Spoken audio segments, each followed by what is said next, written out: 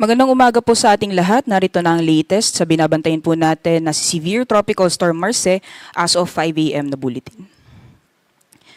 So based po sa ating latest na bulletin, yung sentro po nitong si Bagyong Marce ay nasa karagatan o silangang karagatan pa rin ng ating bansa. As of 4 a.m., yung location niya ay nasa 735 kilometers silangan ng Baler, Aurora at may taglay po siya na lakas ng hangin na umaabot ng 110 kilometers per hour malapit sa gitna. May pagbugso na umaabot ng 135 kilometers per hour. At may kabilisan po yung kanyang pagkilos sa direksyong Hilagang Kanluran or northwestward sa bilis na 25 kilometers per hour.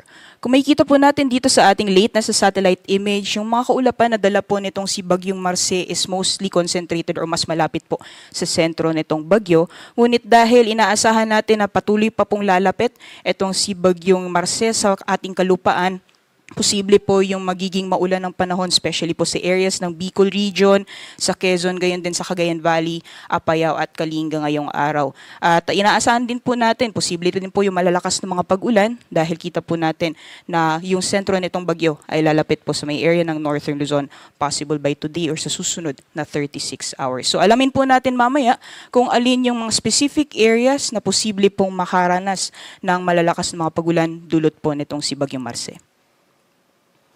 Alamin naman po natin ang nilalaman ng ating latest na forecast track as of 5 a.m. po ito. Nakikita po natin yung central track ng bagyo or posibleng magiging pagkilos nitong si Bagyong Marce sa mga susunod na araw. Meron din po yung forecast intensity or yung possible na category nitong bagyo or possible na lakas nitong bagyo habang patuloy pong binabaybay yung area po sa loob ng ating PAR. Meron din po yung area na shaded ng puti. Yan po yung forecast probability cone or yan po yung mga possible na areas na maaring madaanan netong si Bagyong Marce sa mga susunod na araw. At yung area naman na shaded ng yellow, yan po yung radius ng bagyo. Diyan po nakapaloob yung malalakas na hangin na dala po netong si Bagyong Marce.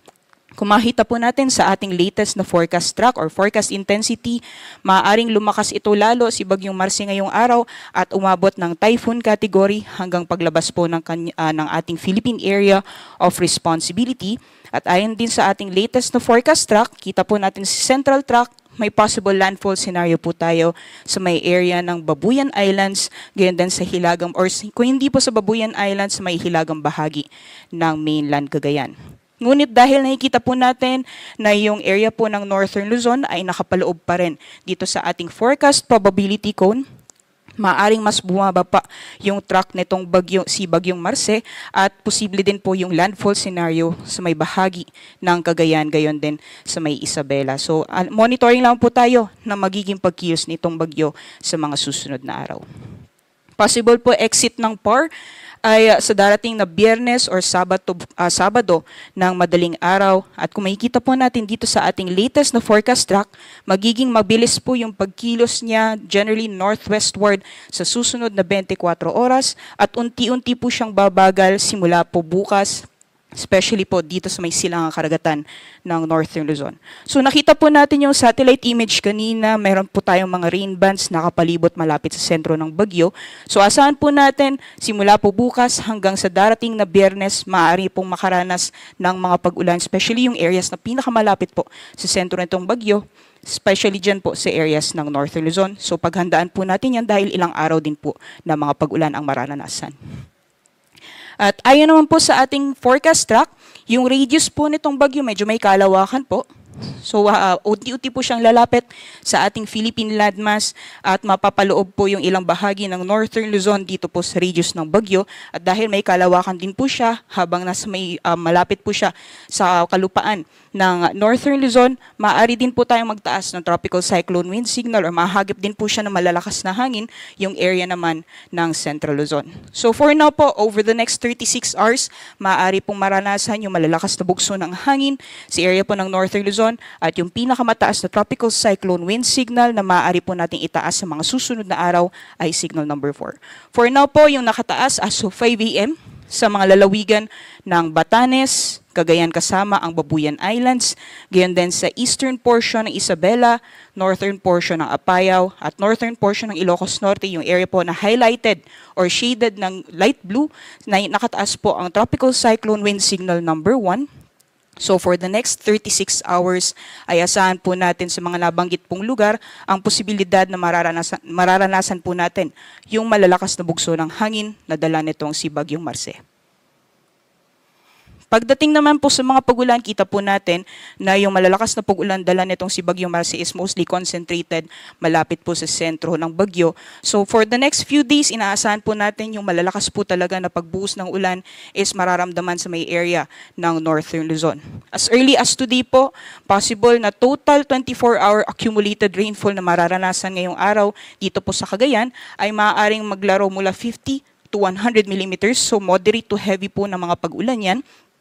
At simula po bukas, unti-unti pong lalakas ulit yung mga pag-ulan sa area po ng Cagayan, maaaring umabot ng 200 millimeters yung mga pag-ulan or heavy to intense rainfall naman ang inaasahan. Meanwhile, moderate to heavy naman or 50 to 100 millimeters pagdating naman po sa Batanes and Apayao.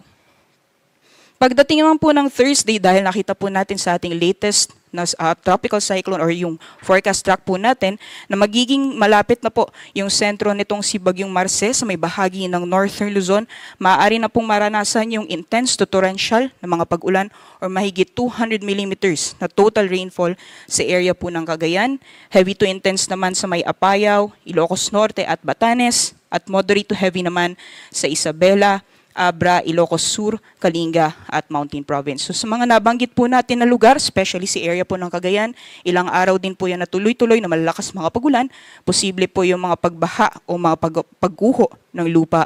Kaya pinaghahanda at pinag-iingat po yung ating mga kababayan.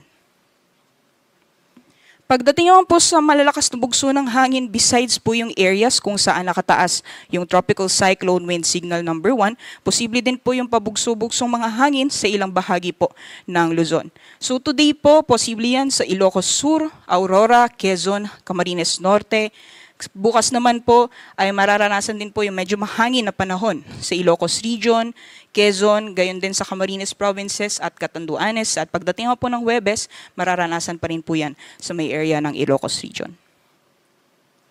Sa kalagayan naman po ng ating karagatan, as of 5 AM po ay nagtaas na tayo ng gale warning sa mga dagat baybayin ng Batanes, Cagayan kasama ang Babuyan Islands, gayon din sa karagatan or dagat baybayin ng Isabela. So yung mga pag-alon po na dyan ay posibleng umabot ng 5 meters ang taas, kaya delikado pong pumalaot, lalong-lalo na po sa ating mga kababayan na may mga maliit na sakyang pandagat.